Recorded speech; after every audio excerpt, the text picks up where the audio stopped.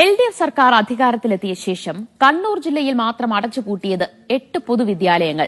പൂട്ടുവീണതിൽ 3 വിദ്യാലയങ്ങളും മുഖ്യമന്ത്രിയുടെ മണ്ഡലത്തിലാണ്. 10-ലധികം വിദ്യാലയങ്ങൾ അടച്ചുപൂട്ടലിന്റെ ഭീഷണിയിലുമാണ്. വിദ്യാർത്ഥികളില്ലാത്തതിനെ തുടർന്നാണ് സ്കൂളുകളെല്ലാം അടച്ചുപൂട്ടിയത്. അധ്യാപക നിയമനങ്ങൾക്ക് സർക്കാർ അംഗീകാരം നൽകാത്തതാണ് അടച്ചുപൂട്ടലിന് കാരണമെന്നാണ് പ്രതിപക്ഷ അധ്യാപക സംഘടനകളുടെ ആരോപണം.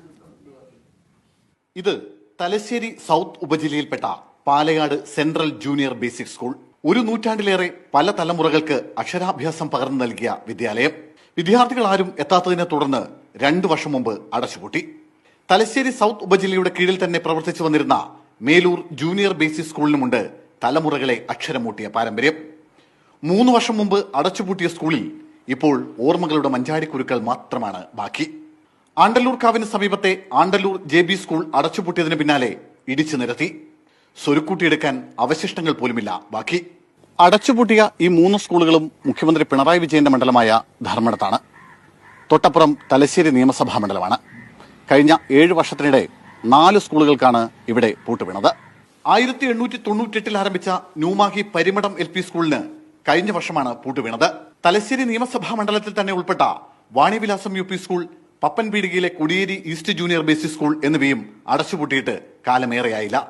ഒടുവിൽ കണ്ണൂർ നോർത്ത് സബ് ജില്ലയിൽ ഉൾപ്പെട്ട Iruveri ELP school, Athirakam LP school എന്നിവയും അടച്ചുപൂട്ടി. പൂട്ടുവീണതൊക്കെയും എയ്ഡഡ് സ്കൂളുകൾക്കാണ്. അധ്യാപക നിയമനങ്ങൾക്ക് സർക്കാർ അനുമതി നൽകാത്തതാണ് സ്കൂളുകൾ അടച്ചുപൂട്ടാൻ കാരണമെന്നാണ് പ്രതിപക്ഷ അധ്യാപക സംഘടനകളുടെ ആരോപണം. പൂട്ടാനുള്ള യഥാർത്ഥ കാരണം അവിടുന്ന് അധ്യാപകർ റിട്ടയർ ചെയ്തതിനു ശേഷം പുതുതായിട്ടുള്ള അധ്യാപക നിയമനം നടക്കുന്നില്ല. പുതുതായി കാരണം അവിടെ പഠിക്കാൻ ആവശ്യമായ കുട്ടികളുണ്ട്. അധ്യാപകരുണ്ടെങ്കിൽ മാത്രമല്ലേ കുട്ടികൾ ആ വിദ്യാലയത്തിലേക്ക് വരികയുള്ളൂ.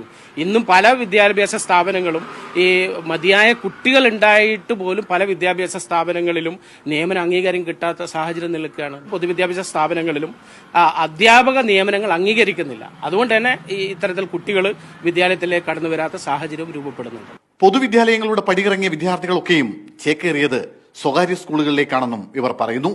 10-ലധികം സ്കൂളുകൾ ജില്ലയിൽ അടച്ചുപൂട്ടലിന്റെ വക്കീലുമാണ്.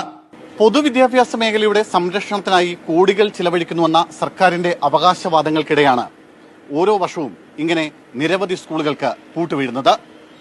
രാജേഷ് വടകരയ്ക്കൊപ്പം സുനിൽ ഐസക്, മീഡിയ 1, കണ്ണൂർ.